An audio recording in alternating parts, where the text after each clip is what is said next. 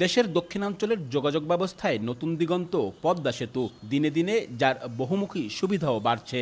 2 বছরে 50টি থেকে বেড়ে পদ্মা সেতু হয়ে সড়কপথে খুলনা থেকে নিয়মিত চলছে 150-র বেশি বাস। এবার দক্ষিণাঞ্চলবাসীর আরেক স্বপ্ন পূরণ করতে চলেছে পদ্মা সেতু। সড়কের পর পুরো পদ্মা সেতুর রেল লিঙ্ক এখন প্রায় প্রস্তুত। সেতুর ওপর দিয়ে এরই মধ্যে ঢাকা থেকে ভাঙা পর্যন্ত রেল লিঙ্কে ট্রেন চলছে। প্রকল্প সংশ্লিষ্টদের তথ্য অনুযায়ী ঢাকা থেকে যশোর পর্যন্ত পুরো 169 কিলোমিটার রেলপথের কাজ শেষ হয়েছে 94%। সব ঠিক থাকলে আগামী জুলাই মাসেই শেষ হবে পুরো পদ্মা রেল লিঙ্কের কাজ। আর আগস্টের প্রথম সপ্তাহে শুরু হবে খুলনা থেকে নতুন এই রেল রুটে ঢাকায় যাতায়াত।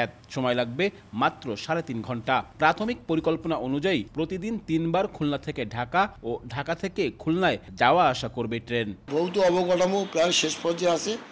কিছু স্টেশনের বিল্ডিংয়ের কিছু কাজ আছে, পাশাপাশি আমাদের সিগন্যালিংয়ের কিছু কাজ, এবং সেটি চূড়ান্তভাবে আমাদের ট্রায়াল রান দিয়ে আমাদের চালু করতে হবে। স্বাস্থ্য এবং স্বাদের মধ্যে চমৎকার একটা ব্যালেন্স করে পীর প্রিমিয়াম আয়োডাইজড লবণ। পদ্মা সেতুর কল্যাণে রেলের এমন সহজ যাতায়াতের খবরে উচ্ছ্বসিত খুলনা অঞ্চলের যাত্রীরা। যোগাযোগ ব্যবস্থা মানে অভূতপূর্ণ উন্নতি ঘটবে দক্ষিণ অঞ্চলে। 3 থেকে 3.5 ঘন্টার মধ্যে ঢাকা যাওয়া যাবে, এটা তো আমাদের জন্য খুবই খুশির খবর। ঢাকা যেহেতু রাজধানী, আমাদের ওখানে বিভিন্ন কাজকর্ম থাকে, দিনে দিনে আমরা কাজ মিটায় চলে আসতে পারবো। মানে ট্রেন জার্নিটা যদি ফ্যাসিলিটি পাই পদ্মা সেতুর কারণে, তাহলে আমাদের আর চাওয়ার মানে পূর্ণতা পেয়ে যাবো আমরা। মাল জিনিস নেওয়ার একটা সুবিধা, সব দিক থেকে ট্রেনেই বেটার। দ্রুত ঢাকায় যাওয়া যাবে, সেখান থেকে দ্রুত আসা যাবে। বর্তমানে খুলনা থেকে 3টি ট্রেন বিভিন্ন পথ ঘুরে পদ্মা সেতু ও যমুনা সেতু হয়ে রাজধানী ঢাকায় যায়। এতে সময় লাগে 8 থেকে 10 ঘন্টা।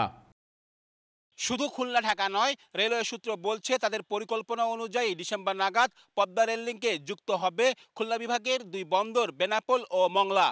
ফলে রাজধানীর সাথে পণ্য আনা নেওয়া যেমন সহজ হবে, তেমনি এই 2 বন্দর দিয়ে আমদানি রফতানিও বাড়বে, যা ভূমিকা রাখবে এ অঞ্চলের সামগ্রিক অর্থনীতিতেও। আব্দুল্লাহ আল মামুন রুবেল, সময় সংবাদ, খুলনা।